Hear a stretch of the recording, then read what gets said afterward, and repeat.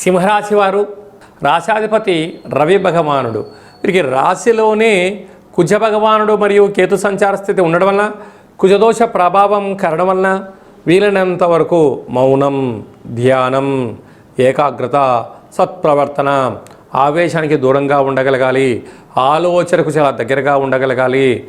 సకాలంలో తిండి, సకాలంలో నిద్ర, తగు వ్యాయామం, వాతావరణానికి అనుకూలంగా ఆహార పదార్థాలను స్వీకరించగలిగినట్లయితే అనారోగ్యాల బారిన పడకుండా ఉండే అవకాశాలు చాలా అధికంగా ఉంటాయి.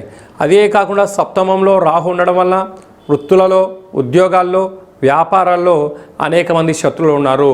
ప్రధానంగా ప్రేమికులు చాలా జాగ్రత్తగా ఉండాలి. భార్యాభర్తలు మధ్య అనేక మంది మీకు చిచ్చు పెట్టే పరిస్థితి అధికంగా ఉంటుంది.